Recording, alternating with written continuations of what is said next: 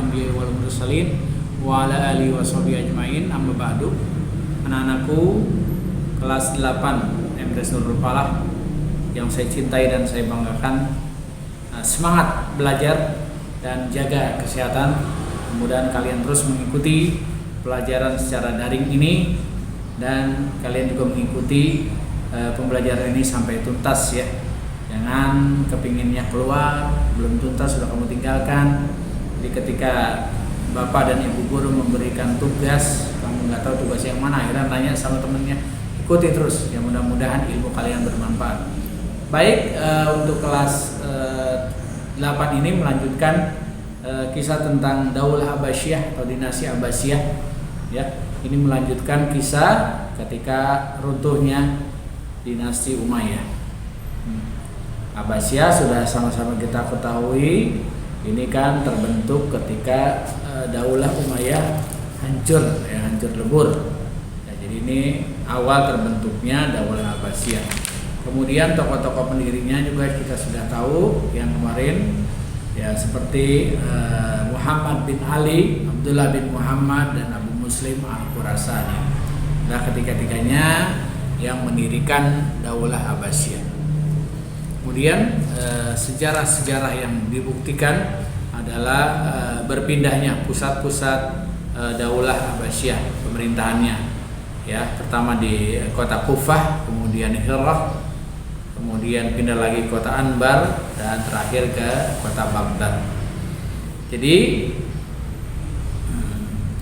hal-hal seperti ini ya memang dilakukan ya ketika Bani Abbasiyah memimpin ya.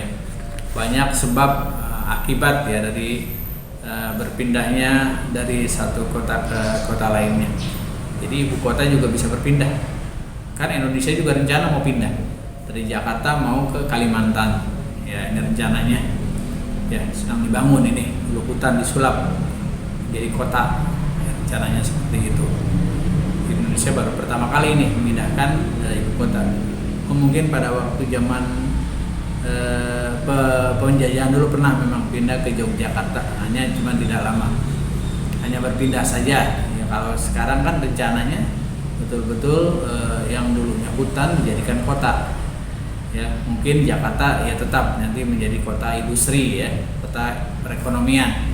Nanti pusat pemerintahannya dipindah ke sana. Rencananya seperti itu.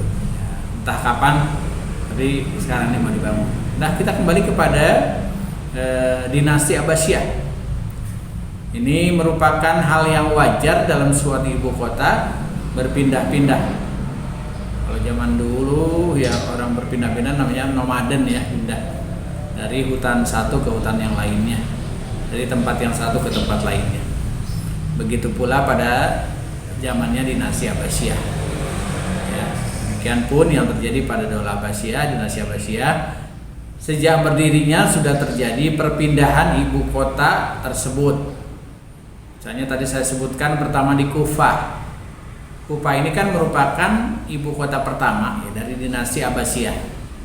Sejak berdirinya sudah ini kota ini Daulah Abbasiyah diproklamirkan di Kufah oleh Abu Abbas. Abu Abbas ya membangun istana yang terkenal dengan Istana Hasimiyah. Kemudian pernah juga di kota Hirah. Hirah itu transit, artinya bukan merupakan tempat menetap Daulah Abbasiyah. Ini coba transit ya, mampirlah kayak orang pergi haji ya. Pesawatnya nggak langsung ke Mekah itu, biasanya juga isi kalau kendaraan mobil tuh isi bensin lah, isi solar dan sebagainya, isi dulu. Kalau pesawat namanya apa? Bensol ya. Dulu di negara lain, transit dulu, hampir ya. Artinya memang itu kalau di Hirah itu bukan ibu kota yang sesungguhnya. Jadi cuma kayak Indonesia lah dulu yang tadi saya sebutkan di Jogja, itu kan transit Jakarta, Jogja, kan Jakarta lagi. Itu kan Jakarta diserang ya, pemimpinnya pindah, banyak yang mengungsi ke Jogja. Maka ibu kotanya dipindah ke Jogja. Kita juga merasakan transit dulu ketika terjadinya tsunami di Aceh. Masih pada masa pemerintahan SBY Susilo Bambang Yudhoyono, dia juga pernah ya dalam pemerintahannya memindahkan ke Aceh Darussalam. Kemudian yang ketiga itu di kota Anbar. Kota ini sudah terbangun oleh Raja Persia sebelumnya, minta pada waktu Daulah Abbasiyah di bawah kekuasaan Abul Abbas As-Saffah ya. Ini di sini sampai Abu Abbas As-Saffah wafat.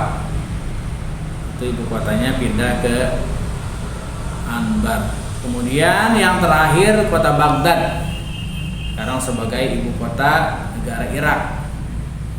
Dasar pertimbangan memilih Baghdad sebagai ibu kota pemerintahan Daulah Abbasiyah, yang pertama adanya pemberontakan oleh Bani Rawaidah, itu pengikut dari Abu Abbas, dari Abu Muslim Al-Khurasani, menuntut balas kematian Abu Muslim Al-Khurasani.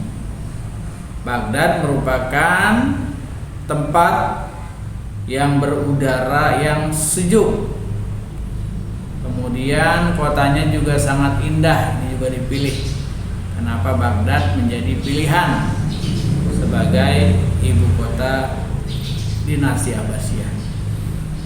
Kemudian Baghdad juga terdapat bahan tambang yang sumber alamnya itu untuk keperluan hidup bagi khalifah, pengganti pemerintahan. Semua warga masyarakat kota itu terletak di pinggir Sungai Efrat dan Sungai Tigris. Ini memang sampai sekarang terkenal ya di Irak. Kemudian juga di sana juga banyak arsitek yang dapat dipercaya pada masa khalifah untuk memimpin pembangunan kota Baghdad. Di para arsitek ya yang bernama Hajjaj bin Arfa, Amran bin Wada, ya juga dia merencanakan banyak bidang tenaga yang berpengalaman dari luar daerah, bahkan dari luar negeri. Misalnya dari negara-negara Syam, Mosul, Basrah, Kufah, Wasil, Dailami dan sebagainya. Ini juga menjadikan daerah-daerah tersebut sangat diminati ya oleh para khalifah-khalifah pada masanya dinasti Abbasiyah. Makanya ini lebih lama ya sampai masa akhir hancurnya dinasti Abbasiyah ini beribu kota di Baghdad. Tepatnya sekarang ini di negara Irak. Jadi ini yang bisa tergambar ya pada masa dinasti Abbasiyah ya. Nanti banyak lagi ya ceritakan tentang tokoh-tokohnya, kemudian ahli-ahli dalam ilmu pengetahuan, karena ini banyak terkenal sekali ya. Dan sampai sekarang ini museum-museum juga diabadikan, dan termasuk juga Baghdad, termasuk kota 1001 malam ya. Ini terkenal sekali, banyak sekali para pujangga, penyair, ulama terkemuka ya menyebarkan agama Islam ya, pusatnya dari Baghdad. Jadi hanya pengetahuan materi yang saya ajarkan pada kali ini memang sesingkat mungkin, tapi yang paling utama adalah kamu sudah mengetahui ya sejarah berdirinya dinasti Abbasiyah, kemudian siapa yang mendirikan, tokoh-tokoh pertama yang mendirikan, kemudian kota-kota apa yang pernah menjadi ibu kota ya dari dinasti Abbasiyah, yang siapa-siapa khalifah yang memimpin, apa saja yang dapat diperoleh. Ya nanti kita lebih jelasnya kita sambung lagi kisahnya pada pertemuan yang akan datang. Untuk pertemuan kali ini saya cukupkan, mudah-mudahan kalian bisa mengamalkan ya.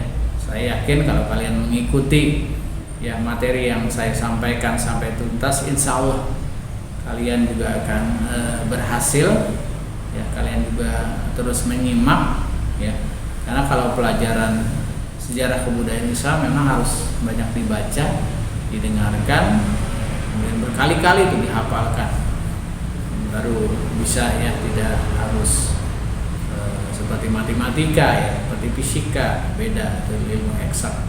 Itu saja yang saya sampaikan, mudah-mudahan sedikit ini bermanfaat. Kemudian saya pun memberikan tugas ulangan harian di halaman 10. Ini semuanya ya yang di LKS ya, bab 1 ya, bab 2 maupun bab 3, pilihan singkat, isian singkat ya, kemudian juga esai, pilihan ganda. Ya ini saya beri waktu 1 minggu ini. Ya kalau yang pertama kali mengumpulkan nilainya lebih bagus itu. Makanya udah jadi LKS saja, di LKS kamu kerjakan, kamu hasilnya kamu foto kirim ke WA Pak Irfan saja. Yang penting dalam kondisi seperti ini tetap jaga kesehatan kalian ya, makan secukupnya, bermain juga secukupnya, harus banyak istirahat ya, jangan terlalu banyak main, mentang-mentang belajarnya di rumah kamu lebih banyak mainnya dibandingkan belajarnya ya. Ini kalau mau ilmunya bermanfaat, sering-sering dibaca, sering-sering mengikuti PJJ ya. Jangan HP-nya, handphonenya banyak dipergunakan untuk main game. Nanti ketika PJJ habis sudah ya.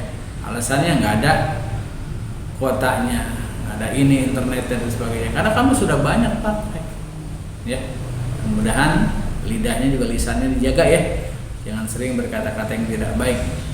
Insya Allah kalau kamu terus mengikuti saran dari Bapak Ibu guru, insya Allah ilmu kalian akan bermanfaat di dunia dan di akhirat. Itu saja yang saya sampaikan. Sekali lagi jaga kesehatan, ingat harus selalu memakai masker ya ketika keluar rumah, selalu mencuci tangan ketika keluar dan sampai di rumah. Mudah-mudahan kesehatan selalu melindungi kalian dan Allah Subhanahu wa taala tetap menjaga kalian. Billahi taufiq wal hidayah. Wal afu minkum. Wassalamualaikum warahmatullahi wabarakatuh.